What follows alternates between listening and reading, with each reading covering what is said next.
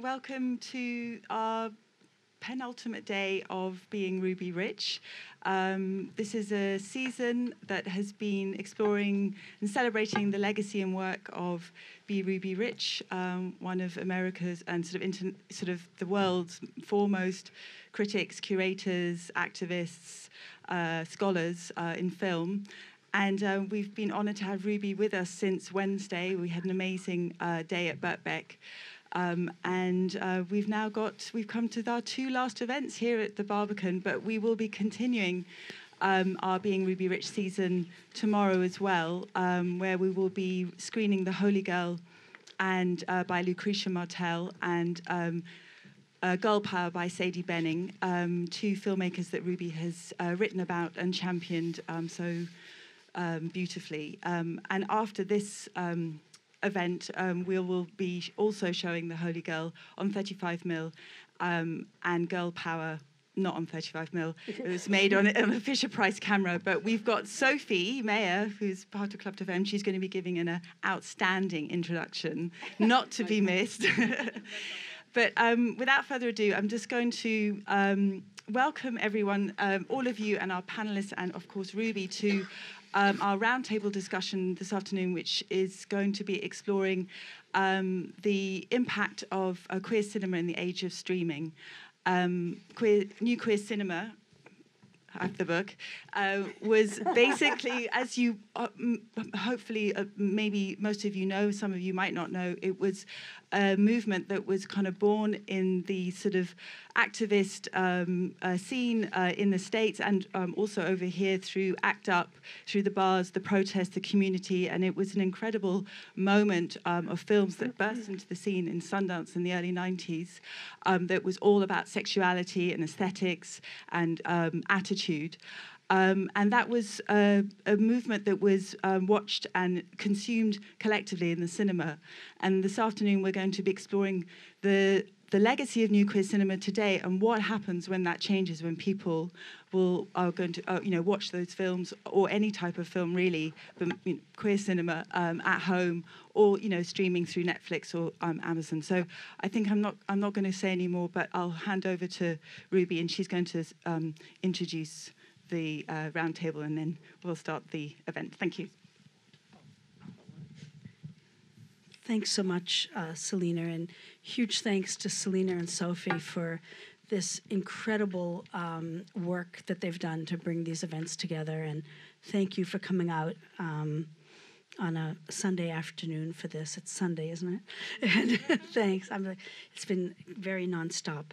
So I am really thrilled to be up here with these panelists in particular to try to think about this current moment of viewing and of viewing platforms and trying to hear from them about their experiences and their work in different arenas, but also to hear from all of you. And so we've had this structure so that it's about half all of us talking and showing things and about half a dialogue with all of you here in the theater, which is why we've tried to call it a roundtable, and we'll try to enact that.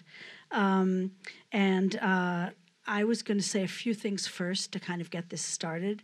I've been trying to think through this moment, which I think I'm only marginally qualified to do, since I'm not born digital. I'm not digital native.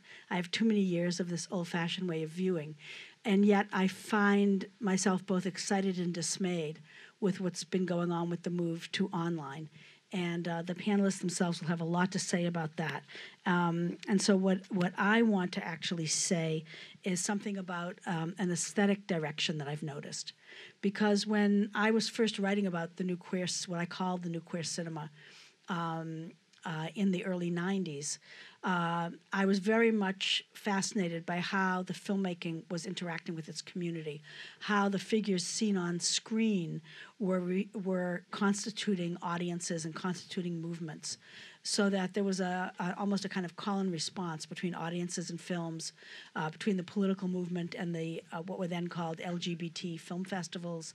And it was a very, very vibrant sector out of which films like Todd Haynes' Poison, Rose Trochet's Go Fish, Tom Kalin's Swoon.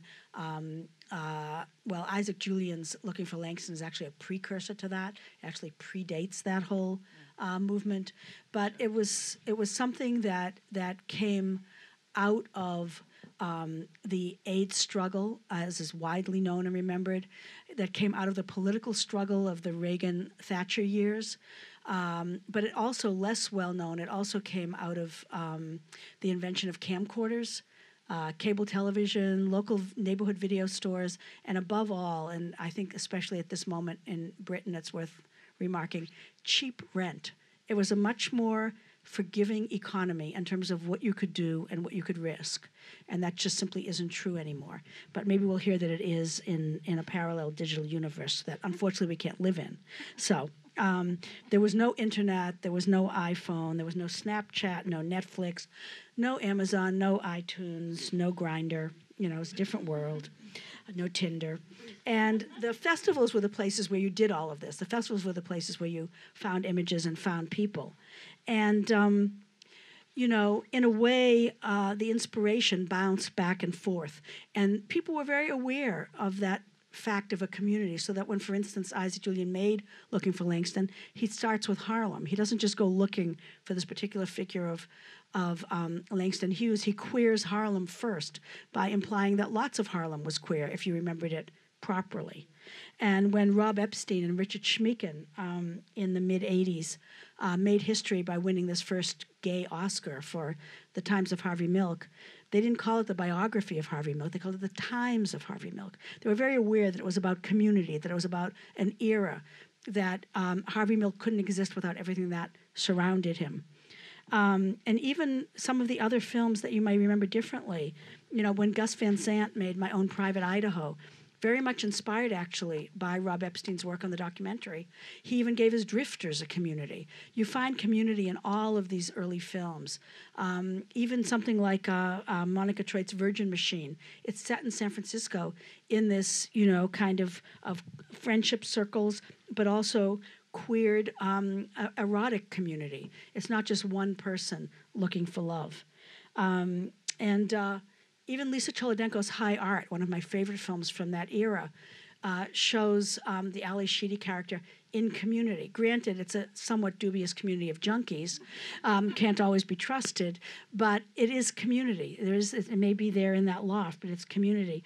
But slowly these settings have changed along with the evolution of the sector. And maybe the first evolution was toward a more commercial kind of film.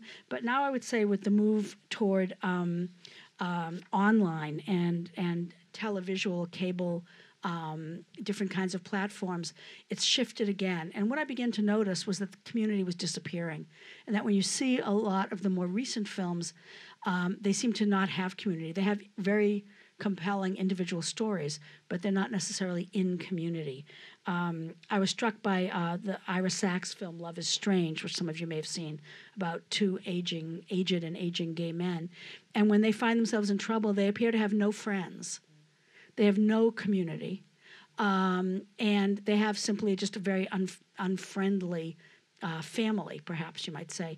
But then when one of them is given shelter by neighbors who are gay, when they have a party, the party is completely demonized. If any of you have ever seen it, and he calls up his lover to say, "I can't stand living here anymore. This is horrible." And what's horrible is this seems to be the kind of wonderful party that would have been valorized 10 years earlier in a new queer cinema setting. And now community has turned into something to be avoided. Similarly, when Lisa Cholodenko goes on and makes The Kids Are All Right, people were incensed by how she represented these lesbians entirely within a kind of nuclear family that wasn't actually working so well, and apparently knowing no other lesbians. When you finally see them out with friends, it's with a heterosexual couple. So the sense of community really disappeared. And in Jill Soloway's, in many ways, wonderful series, Transparent, the community is by then already so negative that when the MAPA figure moves into the trans community, the trans and queer palace, kind of decaying palace, toward the end of the first season, or I guess the end of the first season, ends up throwing a shoe at the party because it's so loud and she can't get any peace. And she's furious that all of these gay boys are dancing next door, including the super, whose phone rings when she calls to complain. So that the party, gay men, groups of lesbians are either missing or seen negatively. And there are exceptions, but the exceptions frequently are set in the past. So that a film like Pride, which is so wonderful about community and so valorizing of community, has to be set in the past in order to do that. It can't do it in the present. David France's, where's my brains? How to Survive the Plague, about the history of the AIDS years. There's a fabulous sense of community, but it's all archival footage from the years of ACT UP. So community can be found in these spots, sometimes unpredictably. For instance, I was one of the very, very few people chiming in to support Blue is the Warmest Color. I'll confess. You can throw stones later. However, I will say that what Kashish did when he remade into the film that lesbian graphic novel, he did two things that people may not be aware of if they've never read the novel. First, he changed the ending, because in the graphic novel, she dies at the end. Thank you very much. I'm glad he changed the ending. And also, you suddenly have this vibrant multicultural community that the character of Adele belongs to that doesn't exist in the graphic novel and doesn't exist as much in the white lesbian community, so that you find constant parties, constant demonstrations, not only a gay pride demonstration, but demonstrations over threats to education, demonstrations over other issues, parties with lots and lots of friends who are people of color. That all emerges only in the Kashish film. So I think that even though there are pluses and minuses in a lot of this work, I think that's true with the move online as well. There are things that we lose and there are things that we gain. And so I wonder, I'm curious, and I'm not sure we'll have the answers today, but I just wanted to throw out the notion of what the move online is doing to the storytelling, what it's doing to the narratives we see, and who gets cast and what kind of scenes get scripted. Because I think as this work is being seen privately, personally, individually, inside homes, it's becoming more private, more personal in its narratives. And the kinds of groups that used to be seen in those earlier films that were consumed at film festivals, in movie theaters, in once upon a time vibrant theatrical culture, now with the shift to individual viewing, there's a shift to individual stories. That may be good, it may be bad, it may be inevitable, but I just thought it was something to mark. So with that, I've used up my time, and I just want to, whatever.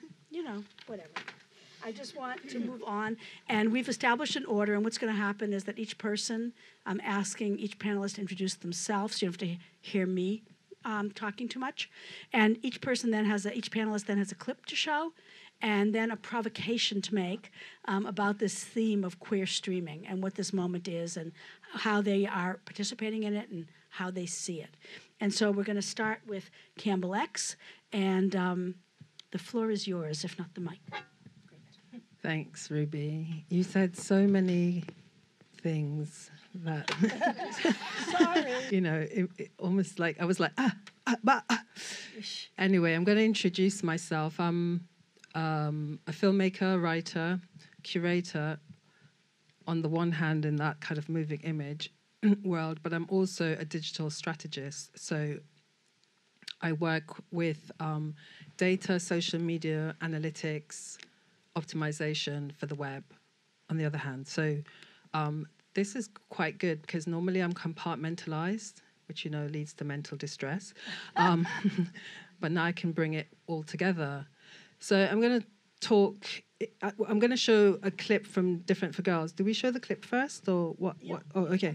Unless there's something you want to say to set it up. You can just show to it. set it up, Different for Girls was written by Jackie Lawrence, who's also the exec producer, produced by Fizz Milton, was based on a book Jack had written called Different for Girls. I was hired to direct it because of my directing skills. Thank you, Jack. And what I'm going to show here is a trailer. and then I want to talk about the IRL, which is, abbreviation for in real life, versus URL, which is, yeah. So if we can show the clip, yeah, thanks.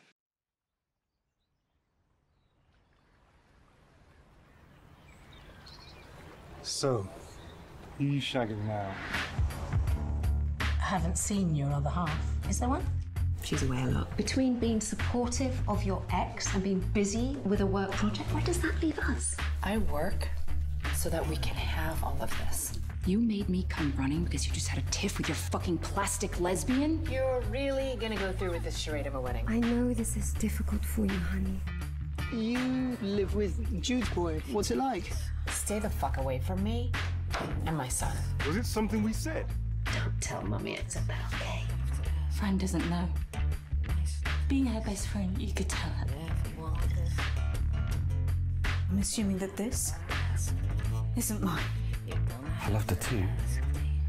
You just never knew it. I did think it was edgy. Now I'm beginning to think it's a bit wanky. Oh, hit me. I love wanky. All these women. I love it. Don't you have someone special that you'd rather be spending time with? The pain has only just begun.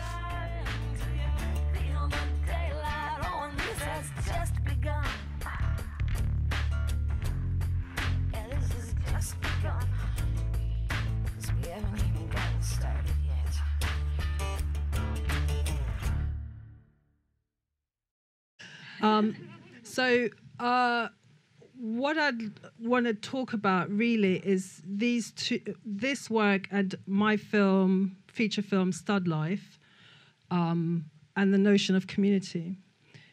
Because Stud Life, directed and written by me, was crowdfunded by the community.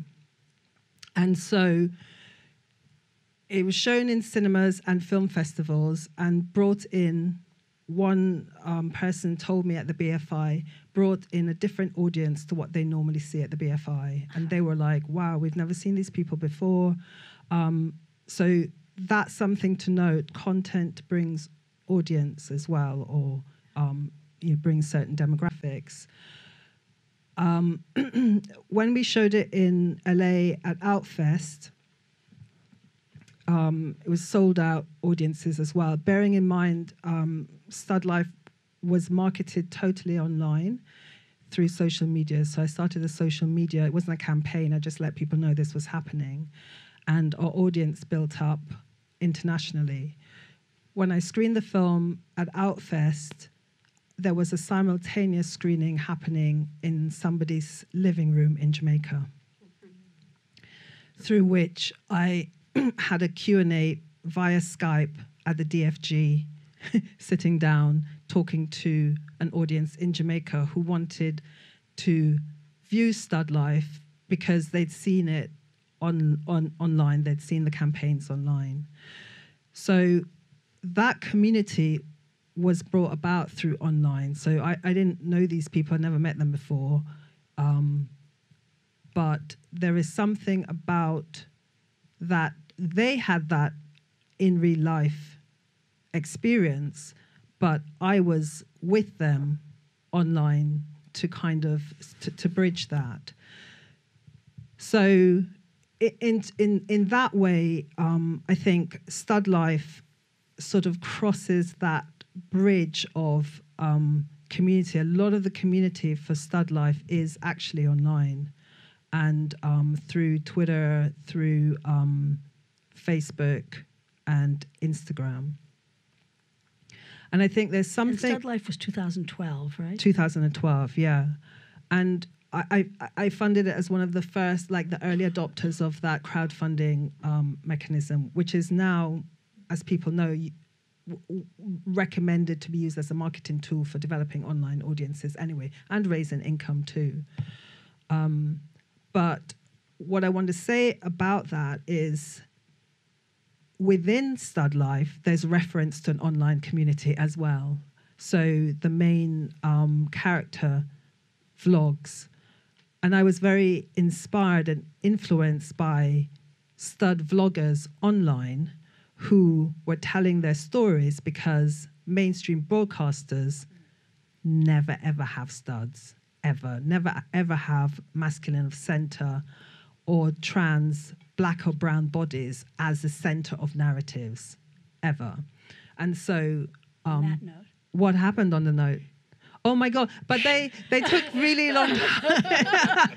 Take 30 more seconds. 30 more seconds. What I'd say though is online and offline isn't as clear cut as we think it is. The competition isn't as we make it. Very often when we watch things online, I would say we're in a communal audience of 3 screening. So we're talking to people in the room, we're talking to people via mobiles and via sometimes desktops simultaneously. And that's something I want to talk about a little bit more. Great, after. thanks for getting that in. Thanks for allowing me to. Sorry, I know. I warned everyone I'm a very stern moderator. Very strict. So we'll keep it going. So thank you so much. That was fantastic. So that sets a very good tone for all the rest of us. Simon, can I ask you to carry on next? My clip's longer, so I'm going to have to talk very fast at you. My name's Simon McCallum. I'm Archives Projects Curator at the BFI National Archive. Really, sort of broadly what that entails is a mix of programming for our digital platforms, both in venue with our mediatheks around the UK, and also BFI Player, which is our VOD platform. And we've got a big collection called LGBT Britain, which is about to launch on there, including a lot of free material. So it's sort of a mix of curation and programming. And I also work with filmmakers who want to incorporate archive into their work. And Campbell and I were both at Sheffield Docfest recently for a film called Queer Armour, which opened the festival. 100% archive in that, made in 12 weeks from commission to premiere. So we're quite pleased with that. Wow.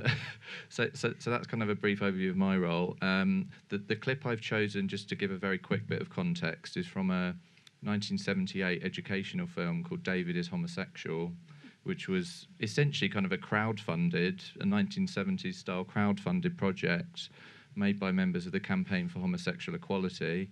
Gay men and lesbians contributed to the film. And it was intended to kind of educate people about the process of coming out and about the struggles that queer people face. We've had to sort of queue mine up, so I'm hoping it's going to come in at the right point, but the sequence I've picked is from very rare footage of the Pride Parade in 1976 in London.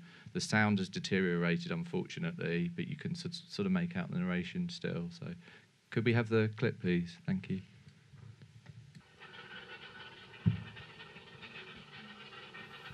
Today, David is going on his first gay march. He knows that he's not expected to campaign unless he feels up to it, but the encouragement and support of the other members helps him to overcome his nervousness.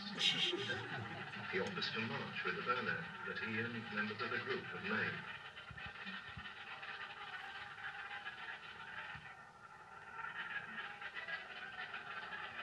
I'm sorry to give you all tinnitus with this, by the way. What's that? It's just the sound's kind of deteriorated. So that's that thing in the yeah. So.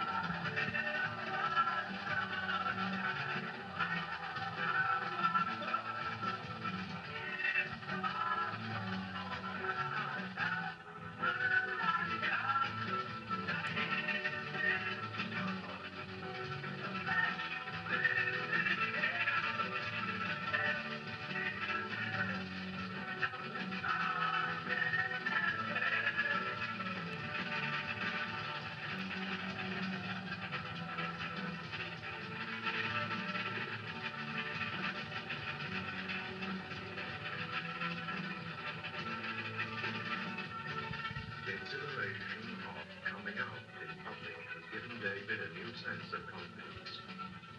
His personal relationships are deepened. Through his friendship with Andy, he has at last found physical satisfaction and affection.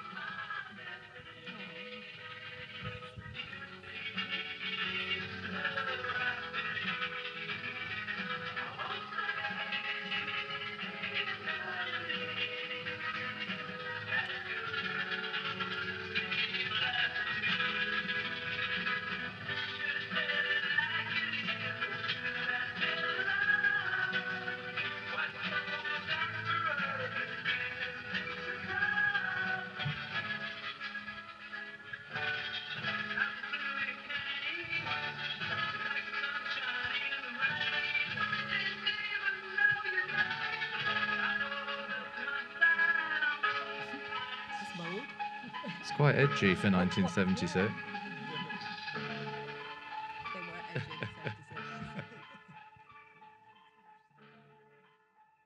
So this is a recent acquisition to our archive. We look after probably nearly 1 million films and TV programmes, so this is just the latest one. Nearly went in a skip. It's obviously, as you can tell, sort of deteriorated slightly, but I suppose in line with what we're discussing as part of the panel today, what kind of excites me about getting this online on a streaming service like BFI Player, primarily is to connect young queer people with their history, people that may not have access to big cities and festivals. And as much as at the BFI we obviously love and where possible want to get people together and to join together as a community, as we do with the Flare Festival, which is, I think, the busiest period in our cinemas every year when Flare is on.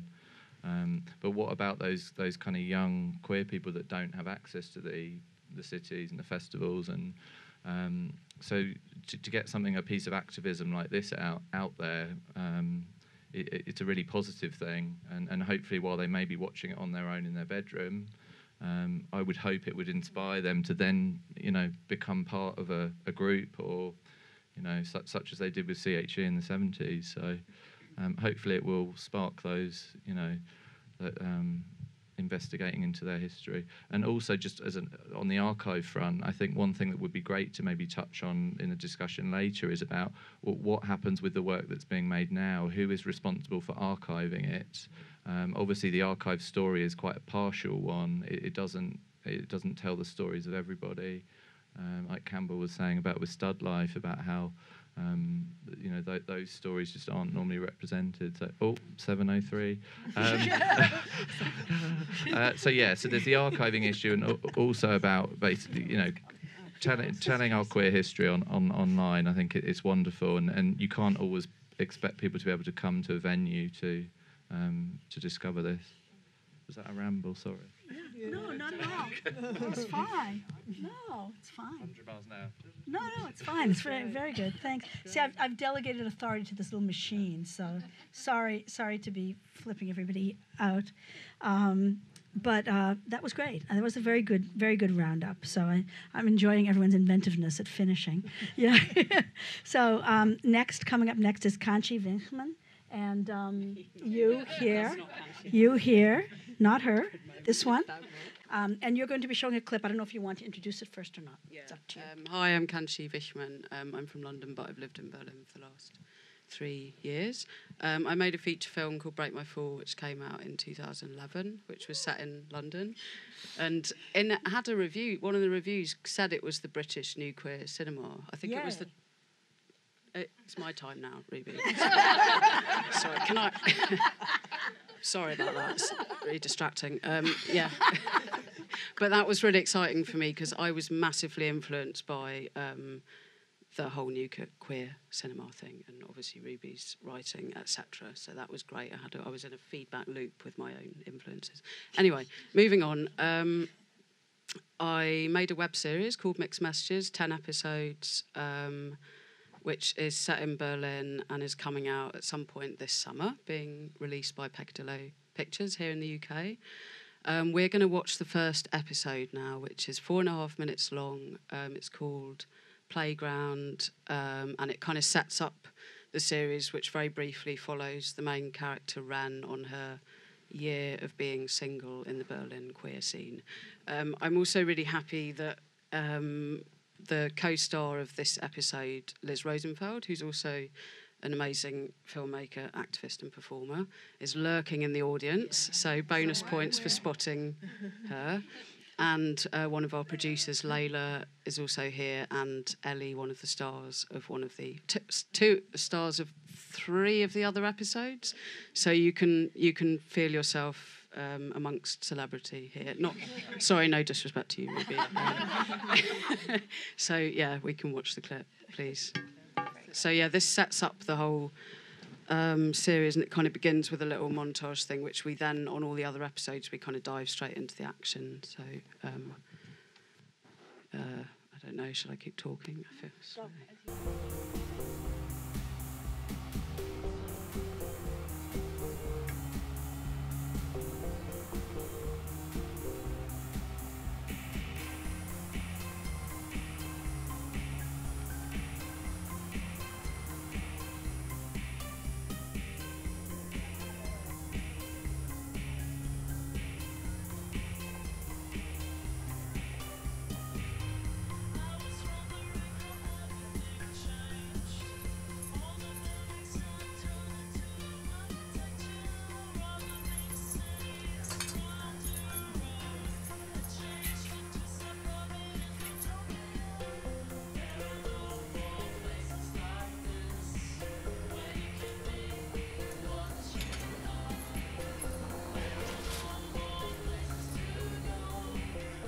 What's in the bag? It's your stuff. The stuff you left at mine. I just don't think I can do this whole cult of polyamory. I mean, I want to be open to it, you know that, but I just feel so stressed. Just really fucking exhausted. Babe, I totally get it. I mean, I'm really over all this poly bullshit. Imagine there's a pool, right? Yeah. And in this pool, there are all these people, and they're swimming around, and they're looking for connections. They're just looking for real connections, and they're bumping up against each other. They just keep bumping up against each other, and then at the end of the day, they're all alone, and then waiting for the next person to bump up against. And am I just the next person you're bumping up against? No, of course not. That's what I'm trying to say. This is real. I came here this evening because I want this. I want to be with you. You're like every good part of everyone I've ever loved in one person. But we talked about this. I need to make more secure. I need to know where I am. I feel the same way. Wait a minute. Is that Mark? I thought you two broke up. We did. Then what the fuck are they doing here? You and I arranged to meet up and have a serious talk about our relationship, and they happen to be parked up next to us. Look, I think they just want to make sure I'm okay. Really? Should I call my mother too?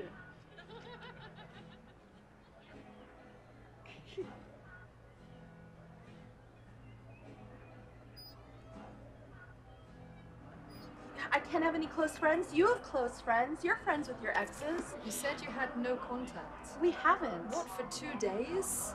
Why are you trying to make a drama out of this? We haven't had sex in like 5 years. Look, I just feel like I've never had anything like this before. This thing between us. It's like there's a direct line from my heart to yours. No bullshit in between, no filters, you know, just pure love. That's fucking beautiful, Pauline. But it's kind of distracting with your phone going off. What? Hey, yeah, it's not really a good time right now. Okay, yeah, give me like 30, 45 minutes, okay?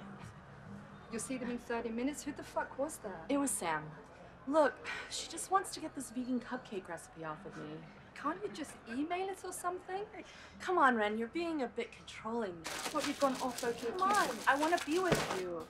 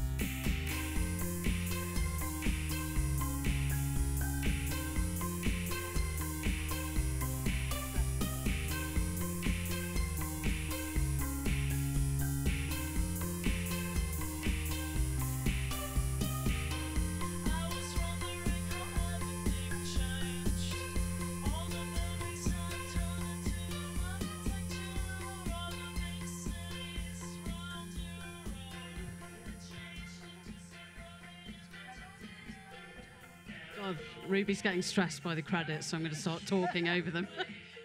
I'm up against the clock. No, I've finished. I have no time. So I just wanted to speak to what Ruby had began with, this whole thing of community and isolation and stuff. And actually, interestingly, with Break My Fall, it was a couple that felt very isolated. That most of the film is set in a flat. They're breaking up. They've got no support. Depressing lesbian melodrama, and wanting to address that with mixed messages. It was very much. I mean, you don't see it so much in this episode, but there's a lot of the episodes where we really, we've got hundreds of extras from the community. We shot in all community spaces. All the crew are queer. All the musicians are queer and based in Berlin.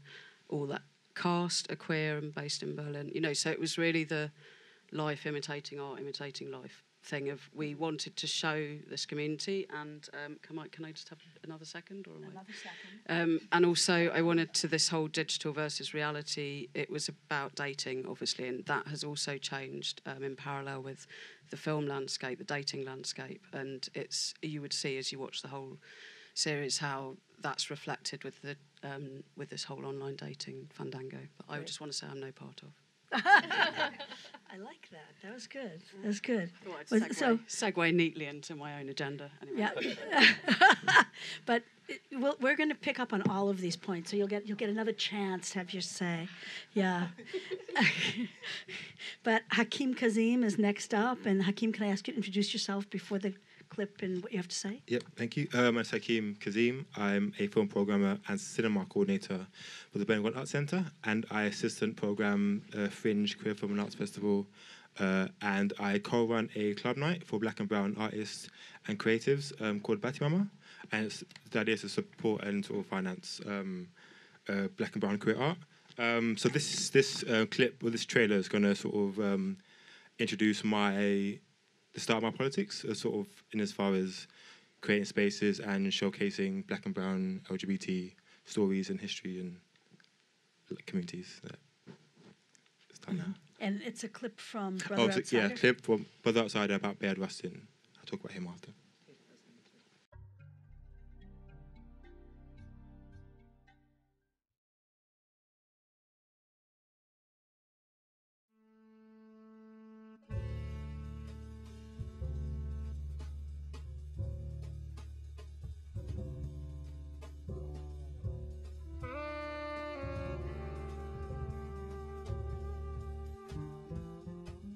I am not ready to die. I want no Negro to die.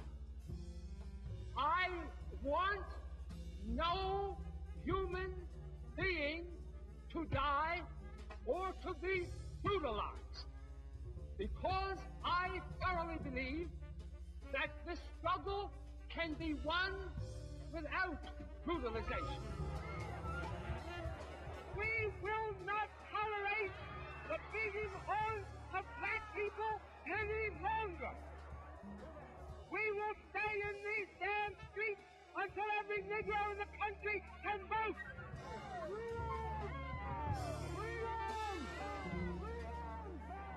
We call for a non-violent uprising with people sitting, standing, being arrested, white and black together.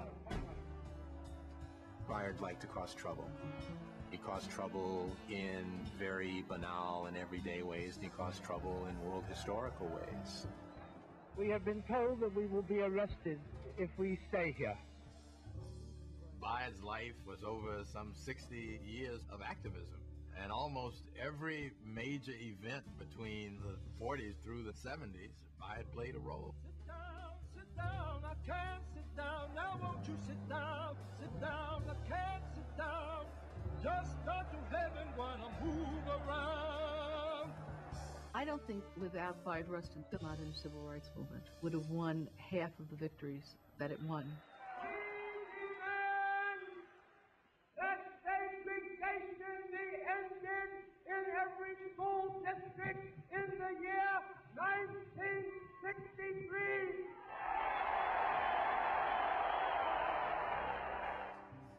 It is hard for me to think of a man who was more talented, a public intellectual, and organizer unequaled in his time. Why did he remain in the background? Why was he an advisor to this, that, or the other great person? But never himself coming forward in the full measure of his great talent.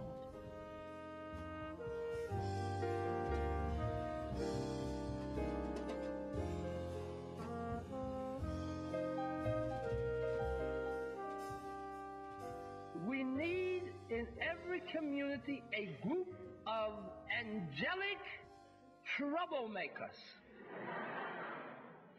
Our power is in our ability to make things unworkable. The only weapon we have is our bodies, and we need to tuck them in places so wheels don't turn.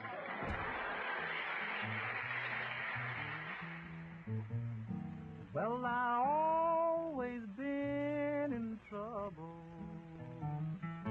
'cause I'm a black... So, Baird Rustin organised a march on Washington. Where basically, the first time I saw the film, I kind of felt really betrayed that I didn't know who he was.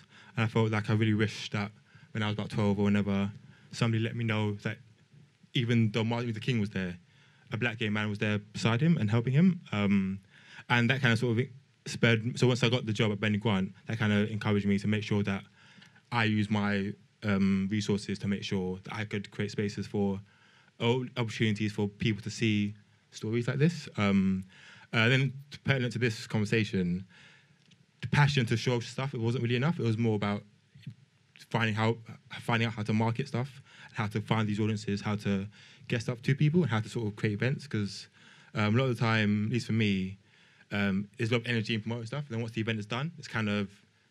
Like, you can't really get out to people again, which I think online does really well. So recording events became part of my politics. It became really important to make sure I understood that it wasn't just the easiest people to get. It was about making sure not just people with money, with spare time, not just people with, not just people who had, so basically trying to get to black youth or black LGBT youth and make sure they saw stuff, even though they probably didn't have money or free time or the same kind of access.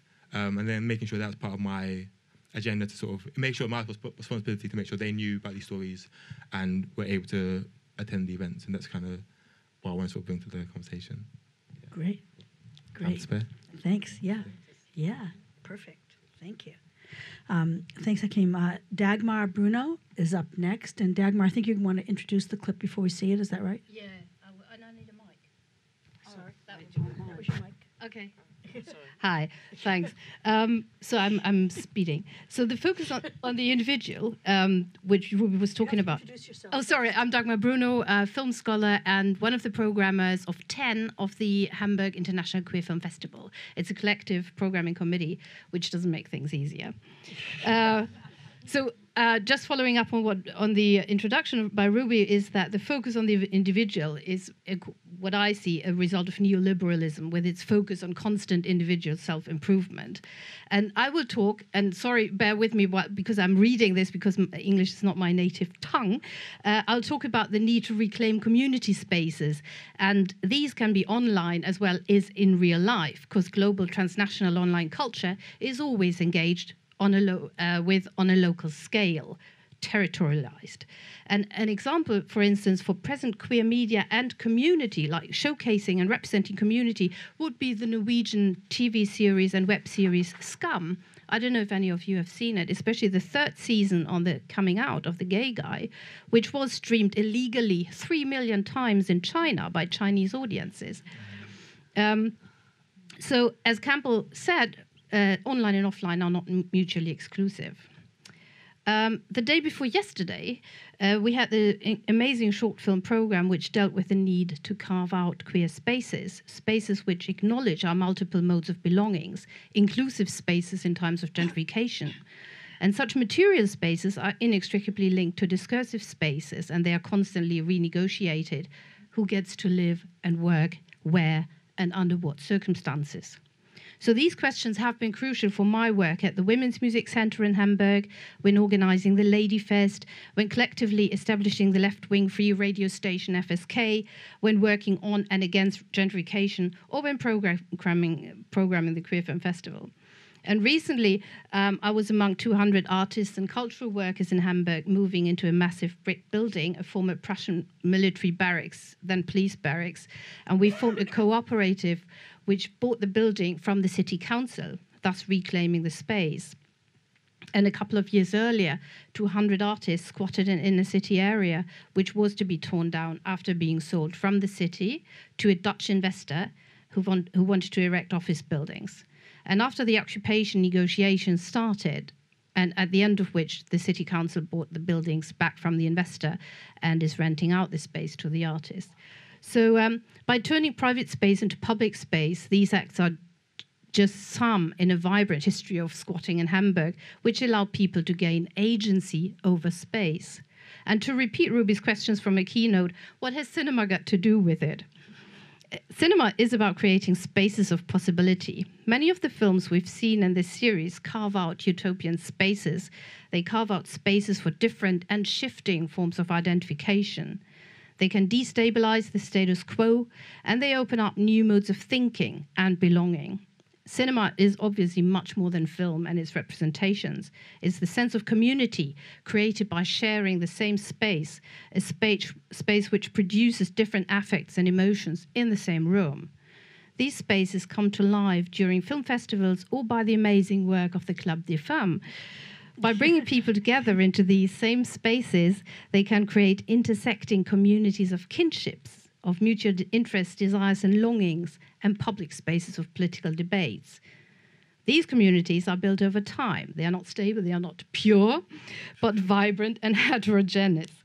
And the Hamburg Queer Film Festival, as one of many film festivals, is such a vibrant community space. So how are we trying to create inclusive spaces? So this can be, for instance, by enabling access on many levels, by offering free admissions for some screenings, by providing screenings with in sign language or with audio descriptions.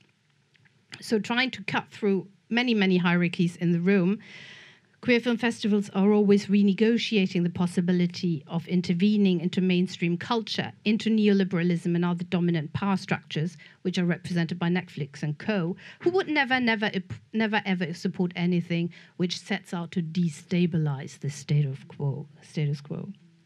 Festival programming and curating bring the past into conversation with the present and are therefore an intervention into our cultural memory. The acts of intervention can subvert dominant imaginaries, dominant historiography, and they can retrieve new and previously unheard stories about the past. And this is the time for the clip, because I want to show one of these unheard stories from the past. And it is a clip, a part of a 35mm film from 1938, retrieved and restored by the incredible Lesbian Home Movie Project in Maine in the US. We can just screen it now. And it's silent because it's 35mm from the 30s. Home movie, showing Ruth Storm, a school teacher from New York, visiting Maine with a female friend of hers.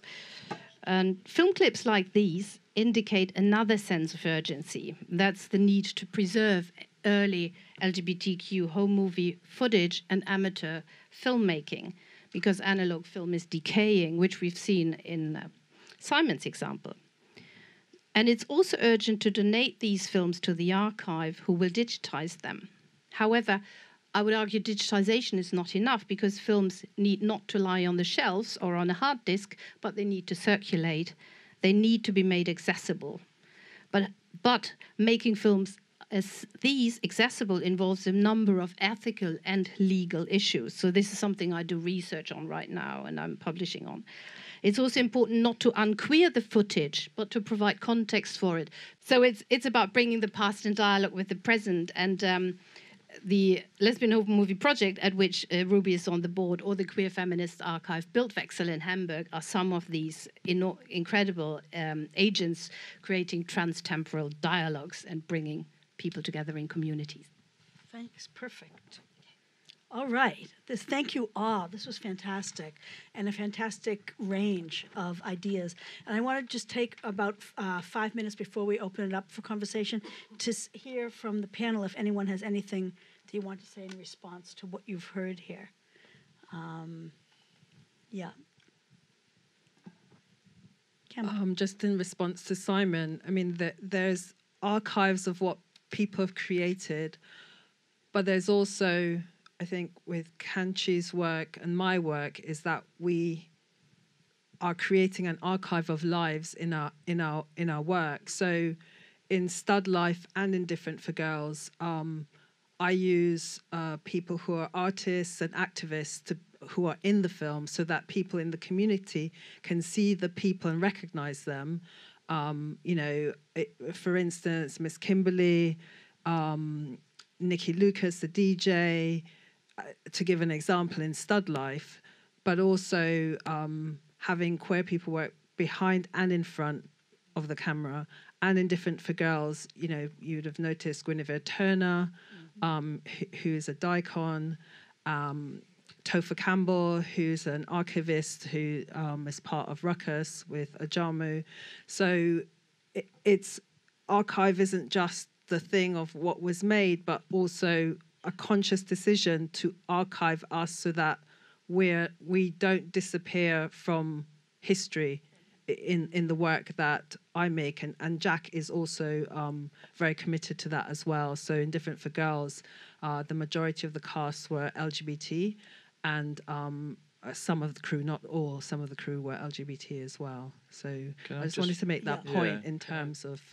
Yeah, it's a really good point. I mean, it's an important one as well, because, I mean, we've done a lot of work over the past 10 years to get kind of queer film and TV, out there and seen by people, initially in our network of mediatheks and now online. But the archive story, as we sort of touched on before, it's often the further you go back, the more likely it's mediated through a sort of heteronormative lens. The story's not being told by queer people. As important as it is that we get the chance to see how we've been represented, and that's why kind of what's happening now with web series and people's much more personal work and the queer community pulling together to make these projects outside the traditional sort of funding atmosphere. I think these two things, they're equally important. And who gets to tell the stories of those people who weren't be able to tell their stories, and how do archives work with it? For instance, contextualizing it. How then? By, for instance, having writers from specific communities writing about these film clips, but also doing oral history interviews as the Lesbian Home Movie Project does. We touched on sort of censorship in our chat earlier, and about how do you obviously much of the material in the archive, or a significant amount, is what we'd probably call problematic. We have collections of home movies made in pre-independence India, as well as the kind of queer material where it's depicting a colonialist viewpoint. Do you edit that? Do you let people see it completely but as Dagmar says, it's about how you're contextualizing it. Who are you getting involved to actually write about this work, and how to deal with the lacks and absences, for instance, of black home movie making, which is very rare because it was such a middle-class cultural practice. It's expensive, very expensive. Working-class lives. Although I'd say that Terry Francis, who's one of the contributing editors for Film Quarterly, is now working on black home movies through a collection she found in Florida. And I think it's very interesting because of what it does to notions of public space in a segregated era. So I think that there's lots of these different questions that are getting raised.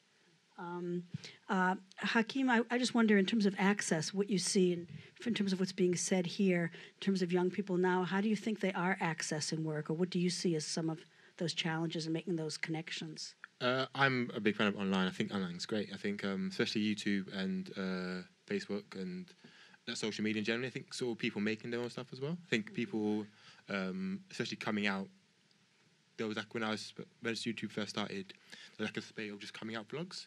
People just talking about coming out, and that's what helps other people come out. I think there's an entire generation of people that came out because they could relate to other people coming out. And I think the problem with, I think that's great. And then also I think people making their own stuff, like people just making small Instagram videos or small Twitter videos that are quite small but funny and really queer, and then people can just watch them and engage and feel seen and feel that they know that they exist and there's people out there and they can sort of attach to people. The only problem, talking about archiving, that I would say is that there's just too much now. They feel like there's like just endless amounts and years and years and years of YouTube stuff, and sort of, the people can't really work through it anymore. So I think it's a really weird problem that we might have in about 2 years, 10 years, that they'll just be way too much. Yeah, no, I think you're right. I also think there's a huge need for more curatorship online. Yeah. That there's someone has to help sort through the overload, as it were. There is a view now that with some colleagues that actually they want to move away from curation, which I think is really dangerous, and they just it's about quantity, it's about digitising, as much as we can of the archive, get it up there, and I that sort of terrifies me. Yeah. As much as I want people to see this stuff, it's important that it's properly contextualised. But I think that is what's happening already because of YouTube, especially, that there's so many online platforms now and so much uploading that unless people are just doing Snapchat videos that are going to disappear, it is there, and that's why I think that there's a sort of other layer that needs to come into being, which is the curating. I mean, where are the mixtapes of the online universe? Where are the DJs of the video? We need those figures to begin to appear with identifiable online spaces to try to help drive traffic, as it said, to these sites, and not have. I think that that amount of excess leads to shortage because you give up, and the audience gives up. So. But YouTube is curated in a way by the algorithms and by the recommendations. Well, so that's it's the dilemma. Exactly, that's the bad thing about it, or sometimes the good thing, depending on. But it's also, if we have like official archives like the BFI archive, it's a good way to choose these trails into the collections. For instance, Black British history or LGBTQ and so on. Because you can tag in different ways, you can have the same film tagged in different ways and showing up in different contexts. Yeah, Kanchi, having had work being shown both ways within the festivals and online, what do you think about these questions? Well, I when you said about seeing Brother Outsider and feeling angry because you felt like why, I should have grown up knowing about this person, and you were searching for some kind of, validation, affirmation of your own identity, and I feel that's a really big part of why I make the work I do, is not because of Bayard Rustin, but I mean, but this feeling of isolation and wanting to see our lives and our world and people that look like us on screen. And that's like when you said that, it really stayed in my head, and I thought it's really important that we keep making work and getting it out there just from our own voice. And the fact that we can now work online and put it online means we don't have to go through all the channels. Like with Break My Fall, the sex scene was originally 12 minutes long, and my distributor asked me to cut it down to 7 minutes because it's quite abusive breakup sex, and they were like, a lesbian audience is not going to be able to handle that. Is it true? Could you not have handled 12 minutes of abusive lesbian breakup sex, please? And so I felt very much like I was being controlled into my vision, having to go through this filter before it reached the world. And I think the advantage with us making work that we can just put straight online is we haven't, obviously the disadvantage is the whole quality control debate, but I think it's really good that we have our voices unmediated, and that, and it helps people to not feel isolated. Mm-hmm. There are curators, though. There are curators online. There's Reverie, which is an app. I don't know if anybody's heard of Reverie here. And One More Lesbian. They don't just do lesbian content, and that's on YouTube. And Peccadillo uses Distrify as kind of an online platform as well. So there are curators, and they're becoming more and more prevalent, I suppose, and the mode of distribution. So I'm it's glad not there's something it's not other just than algorithms. Because algorithms, I would say, are problematic in terms of what's recommended and how they bubble up. So very good.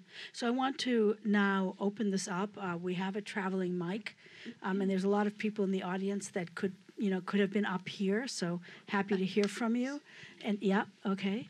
and open up this conversation. And of course, we'll all keep talking from up here as well. Thank you all so much. That was great. I have so many kind of questions and comments in my mind. First of all, I do want to just say thank you for Campbell and Kanchi for also talking about kind of what's also happening, like the labor of making queer film is a big part of how queer film is made, and also as somebody who completely relies on my community to support my work, and also we together agree on the images that are being produced. Actually, I think, like, okay, maybe films like the Girls Are All Right and you know, High Art might have had perhaps some sort of representation of I don't know. I'm still trying to make sense of this representation of community, but in fact, I have to say, as a filmmaker who, you know, watched like Todd Haynes and Bruce LaBruce and Cheryl Denier on like VHS tapes that were passed along to me in the late 90s. I mean, these were the only ways that we were seeing these, you know, at the time, underground films, not at film festivals or on TV or in the cinema. That was our access. Or Joni for Jackie is a great example of that too, where young women or women were sent, you know, given a VHS tape to put their short film on, started by Miranda July, sent all over the US, and I think possibly made it to Europe at some point. It became this like chainmail of video art. I mean, this is how we were finding out about each other back then. And I think it's really important to talk about how with more access of, you know, digital online platforms, we also don't forget the labor that goes into all of this, which is often community and identity labor. And that's super, super big. And I also think my question is actually with, you know, like I really appreciated that I could see, Campbell, I could see your web series really easily on YouTube. And but then at the same time, how is that supporting you? And that's actually what I think we need to talk about as queer filmmakers and media producers, is how are these like accessible platforms, web series, online platforms actually helping to produce our work and helping us to survive as filmmakers and artists and creative producers? So do panelists want to participate in the obligatory funding production debate? I mean, this is the question about return and about the relationship of audiences to funding for the present, past, present, and future. Does anyone have anything they want to say about that? Yeah, I do. So different. I also directed another web series called Spectrum London, which is completely people of color, well, majority people of color, trans and queer kind of protagonists in a sort of genre kind of gangster story. And I think there's a kind of, there was a time when you could monetize on YouTube. Mm-hmm. That time is over because Google requires many more hits now to get your 10 cents, basically. That's changed a lot. So a lot of YouTube stars are actually leaving YouTube because of that. And so that's something kind of to think about. And Kanchi might talk about, you know, being distributed by Peccadillo. So Different for Girls was financed through Indiegogo and private investors, and the same with Spectrum London as well. So that's the monetization really, and the idea is to gain audiences for the work, really, global audiences, and not necessarily to earn money, because money in film, as everybody knows, is upfront. The money's upfront. The money doesn't come at the back end, really, unless you have Tom Cruise or some major movie star, and then it's, you know, that's where the, you know, on the back of box office success, you'll get your finance. So, I mean, it's complicated to talk about finance, but there's lots of ways in which finance is an antithesis to queerness, which... and creativity in general. Want to say some more? Okay. No, sorry. No, she's not. It's your go. Go ahead and then. Well, the model that they're going to use with Mixed Messages, my German and my British distributor, is to put it on paid platforms for like 8 weeks and then to put it free. So I wanted it free. They understandably wanted to try to recoup or try to make some money. So we kind of came to this compromise. As yet, obviously, it hasn't happened since it hasn't been released yet. So I can't tell you whether that will or will work at all as a kind of model. But I think it's kind of an interesting one because in the end, it's not excluding anyone from watching it, but it's kind of playing into that thing of getting it, you know, you wanting to be the first to see it and stuff like that. We've kind of had an interesting thing that a few film festivals are taking it as well, which was not what we anticipated happening since it's a web series. But are they allowing that? Sorry. Yeah, sorry? Are they paying you? No. What, the film festivals? Yeah. No, well, they should give the screening fee to the distributors, but so far I've not. Are you going to pay us? Sorry. I don't think I'll see that money, but unless you want to meet afterwards. This plastic bag with some... little bag with, yeah. But I just wanted to quickly make the point that whilst trying to get funding through more conventional channels for my second feature film, which as yet we don't have conventional funding for, we were told a few times in meetings that lesbian audiences don't pay for their cultural products, so therefore it's very difficult to get lesbian work funded because lesbians apparently will only, you know, illegal download, share DVDs among 20 people, blah, blah, blah, blah, blah, blag cinema tickets, really, you know, whatever. And it's kind of like this sort of 1960s idea of lesbians being economically deprived and having to save their money for sex toys and self-help books. But I don't know if that's really relevant in today's market, but somehow that idea is stuck. And it has negatively affected my career because it's really hard to get audience figures for illegal downloading and stuff. So there's no way to prove that I have a fan base or an audience for my work. And I don't know, Campbell, if that's been the case for you, but it's anyway.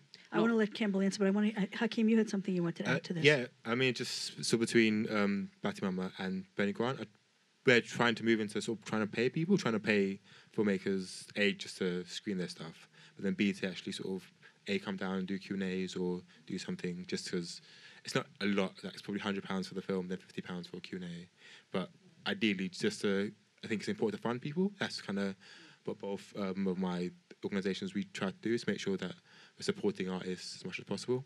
The only problem is, again, it's audience-based. So it's about trying to sort of balance, okay, if we do this, then either we have to sell out something else in the centre, or that event needs to sell out, and it's kind of weird sort of trying to gamble or sort of... So we had a screening of Stud Life about 2 years ago, and then I think I didn't sleep for 3 days trying to sort of tweet it all the time. I think it's about sort of balancing out energy. Yeah. But yeah, that's what I mean. I think sometimes it just takes a lot to make sure we sell out and sort of market it properly and find the audience. But I think the problem is about saying there's no audience is a frustrating thing, because I think sometimes people don't look or try or sort of kind of assume. I think people, if you spend enough time sort of finding, going to colleges or going to universities, finding where people go, meetup.com, Facebook, there's loads of places where communities congregate, especially sort of social media, and then you can sort of go there and sort of encourage people and pitch your event and sort of give them reasons to come, not just say it's a film. There could be food, there could be sort of anything you want, but it could be a proper event that people want to come to. So I think there's a frustration in sort of saying there's no audience for things, but also making sure that they do turn up to the events. Yeah.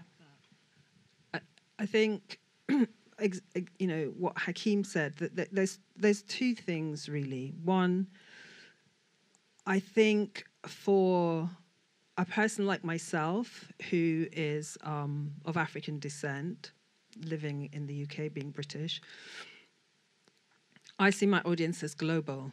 I don't see my audience as specific to the UK, and that's a really important thing.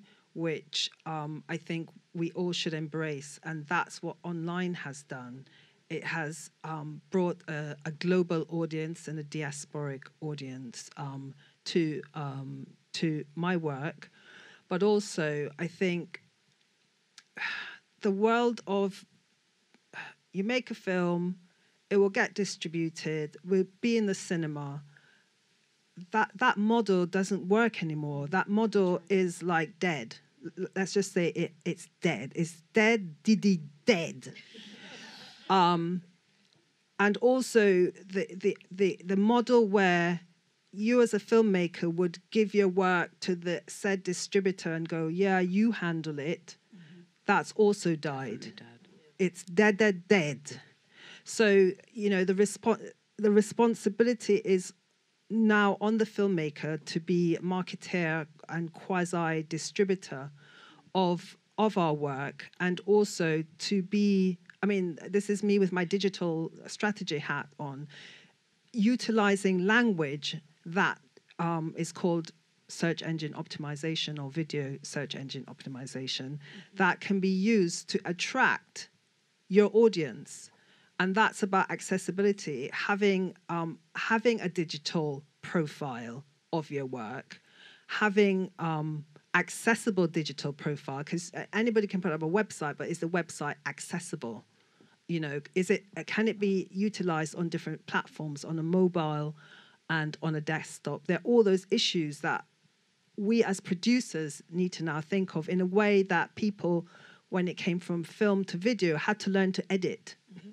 You know, and I'm sure people resisted being, oh, I'm a filmmaker, I don't know how to edit. Why should I have to edit? I've got an editor. But it's like, you know, from paper, you know, when people hated the printing machine because the calligraphers were no longer useful, you know, things change, and we have to be part of the change in a way. Good. Yeah. Sophie, is the mic roaming somewhere? And then back to you. Yeah. And after Sophie, there are two more hands up over there. I want to start by saying that I'm, you know, totally signed up to digital democracy and the diffusion of access online, but over the last few years, started to have growing concerns about how much that means that I'm handing my data over unwittingly to global corporations. So we think of the internet as being a public space, a public forum where we're speaking to each other, but actually it's not. It's private corporate space for the most part, and particularly for people who are in the LGBTQI community. As we know, like, our so-called liberal democracies are changing. Surveillance is intensifying here. It's even more intense in some other parts of the world for people who are making LGBTQ marked media.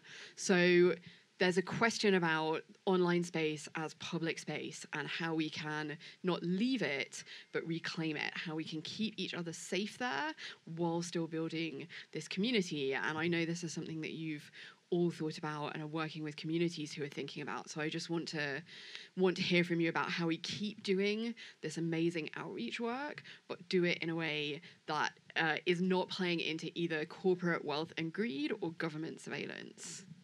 Well, that's a great She says on point. her iPhone. Yeah, that's a great point.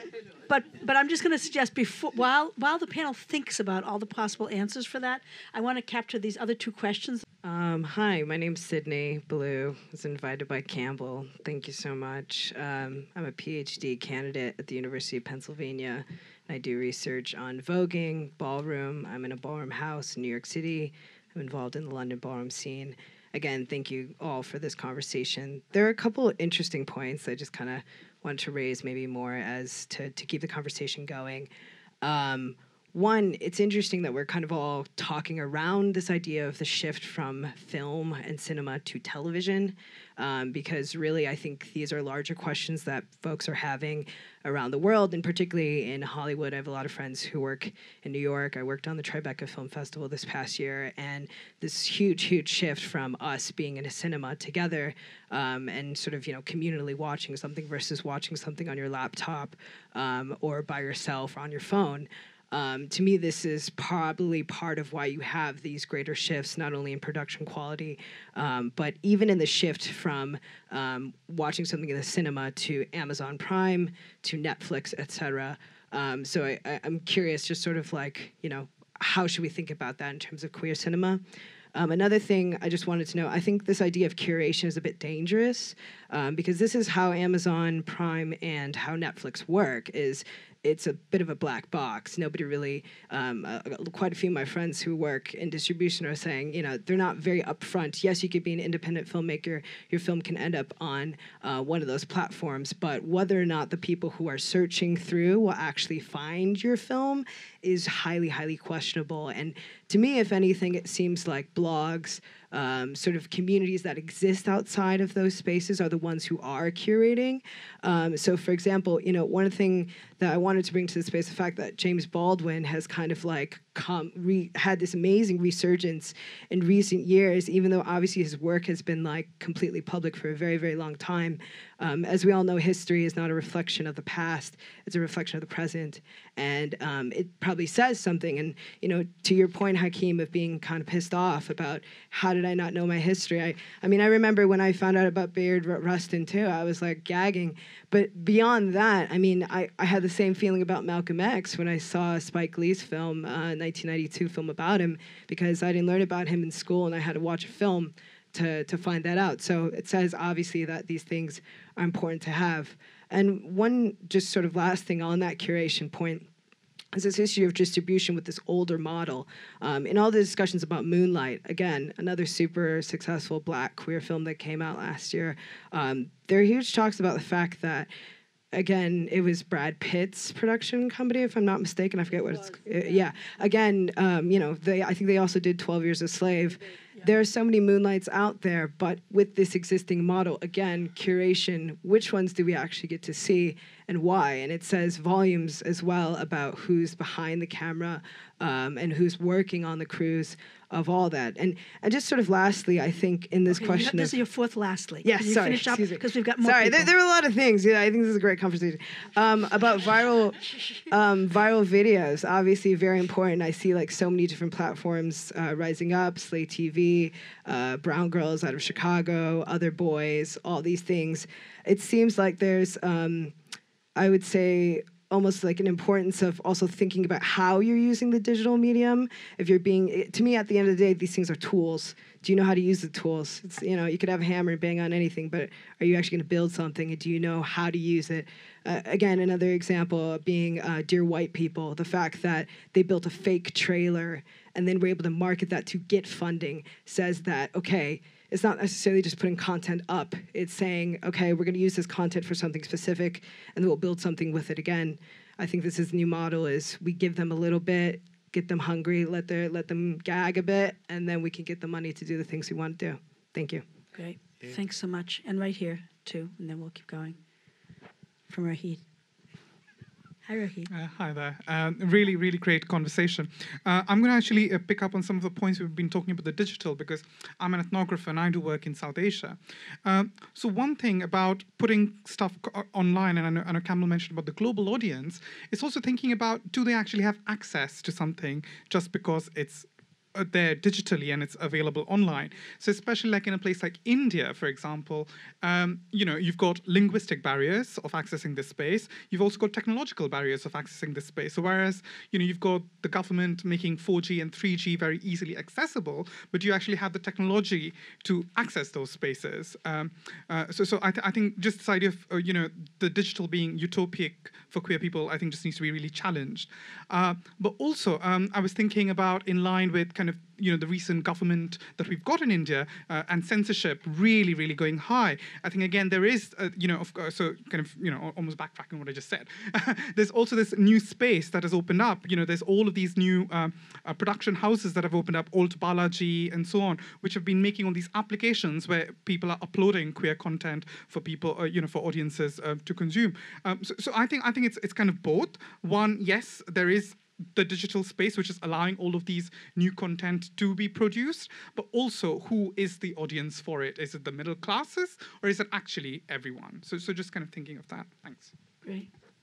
Great. So let's take all.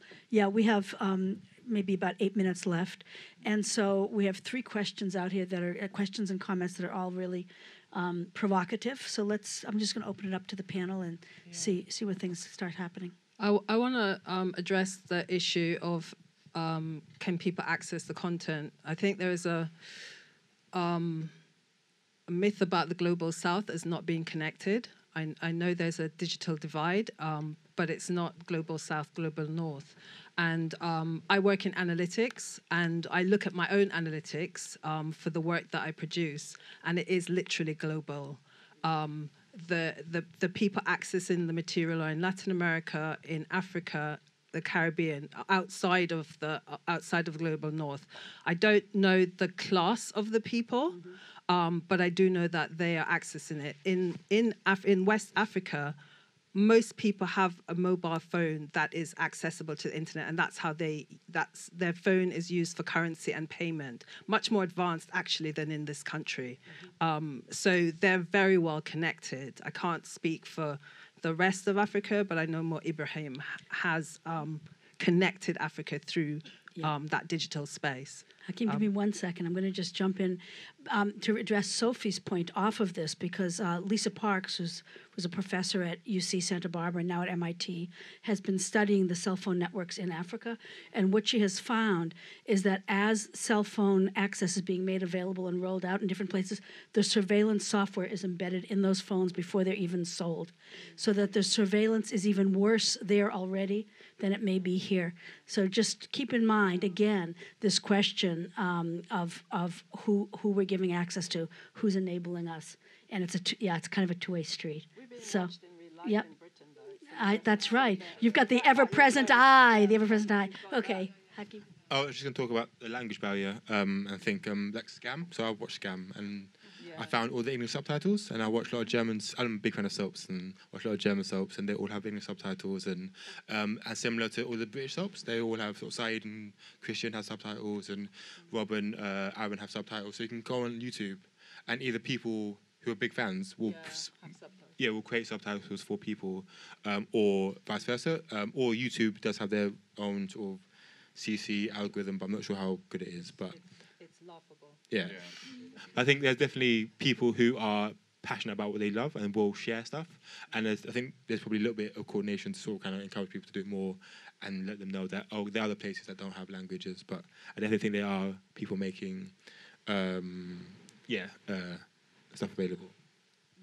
So we have a lot of issues on the table. Yeah. It's just one around kind of ownership, and I think slightly picking up on Sophie's comment about something like YouTube, a platform like that. There's still quite a grey area over ownership of the kind of master files that are being uploaded. So they'll stream a kind of down-res version, whatever the term is, but I think we're still in really the infancy of all of this, and we, in terms of the legality of all of this, what you're actually putting out there.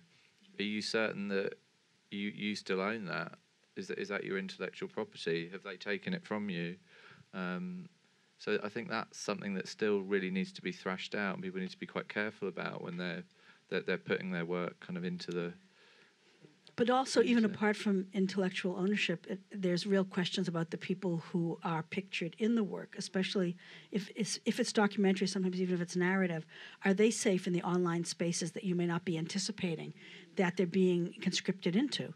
And that's something that has to be taken into account with the increased globalization of this. And are you putting people at threat, in danger? I mean, there's all kinds of new questions. Well, YouTube's creating a sort of alternative archive now of its own at obviously Google, and that could be a good thing because we don't want to lose this stuff. But yeah, who owns it? But still, it's a legal and also ethical question. For instance, the home movie footage, which I showed an example of, that would be something. But also the Queer Feminist Archive Bildwechsel is thinking very deep about these issues, and they tie in with what Sophie was asking, or this kind of, in what way do you actually take care of the people or the dykes from the 1970s and 80s portrayed in the amateur footage of like whatever, some kind of nightclubs and so on, and how does the safe space that a lesbian archive actually is or has been established as, how does that travel online and how do you deal with these things? So this is nothing that Sophie's question and also your very relevant and interesting comments there. I don't think they have an easy answer, but they should be kept in mind by all of us constantly. Mm-hmm. Mm-hmm. You're saying something? The thing is, we are in the infancy of this in terms of intellectual property rights. That's also a very recent phenomena in Western civilization. It's not like it wasn't always there, and some countries don't have similar intellectual property laws as we do in the UK, and it's different in France. You know, it's not one size fits all. So there's that as well. But I take what you both have said about, the corporations owning. Well, Facebook owns all your stuff. So the very fact that you're on Facebook, you've signed terms and agreement, and they have rights. The same with Instagram. So I think it will probably be the same for all of them. They harness your data. They harness everything. So by signing up to that, already you're in the thing. You're complicit. You're in the matrix. So it's either you come off grid. Or, I don't know the answer. I mean, I really don't know the answer. Those are questions that come up in my mind as well. But it's the access to content that's not available in mainstream platforms. That's what concerns me. So that's why it's really important, the work that Kanchi does, that we can see that work, or that's Jack's written, or Jake has wrote Spectrum London, so we can see those trans narratives, we can see the queer narratives that are not allowed on mainstream platforms, which are usually analog, not digital. I do want to sort of touch on Sydney's point about who or how things get made, so how we got Moonlight and 12 Years a Slave. And sometimes I do think people don't leverage the Brad Pitts of the world to sort of, I think there's people that do want to make stuff. I mean, I think there's,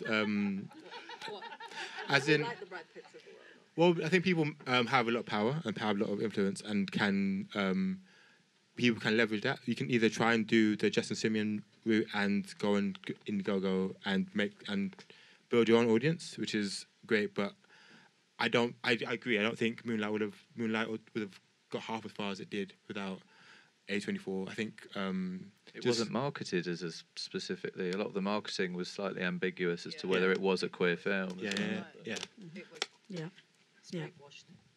Okay, we got two more questions out here. Yeah. Well, first of all, thank you so much for all the thoughts and conversations. What I wanted to maybe go a bit back to the entire idea of community and the online almost being a bit more intimate, or the personal experience.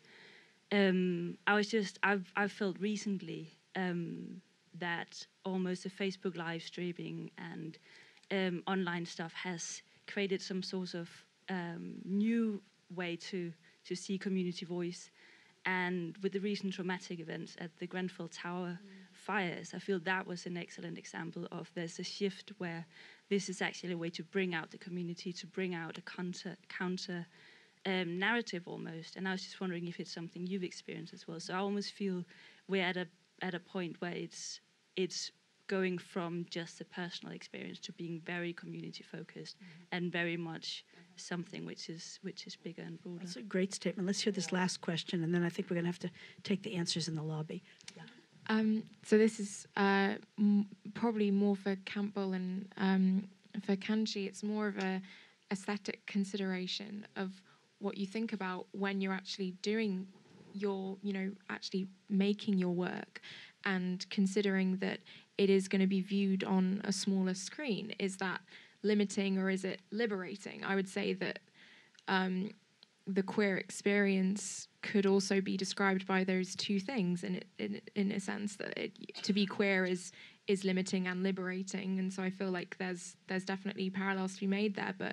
But yeah, is that something you're aware of when you're making your work now, that it's not going to be viewed on this huge screen like we have? We definitely with mixed messages all the time thinking this is web, and it's kind of a bit seeing on the big screen, because we used, like, for example, a lot of close-ups, obviously, because you're thinking, And even in terms of the script writing, in terms of thinking something's got to happen very quickly because within, we're going to lose them to their Facebook on the other tab or whatever, and you definitely the entire aesthetic was, the sound mix was all done to be listened to on headphones, on a laptop, everything was very much geared towards this is going to be watched online. And for me, I've never made something thinking firstly of an online platform before, so that was a total shift for me creatively working as a director and a writer.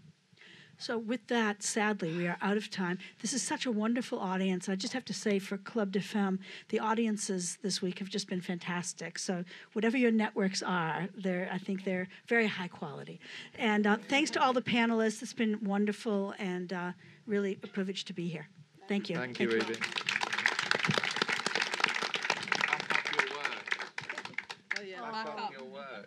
Back it up. Archive. Digital, it's safe. You must kind of, keep... That's right.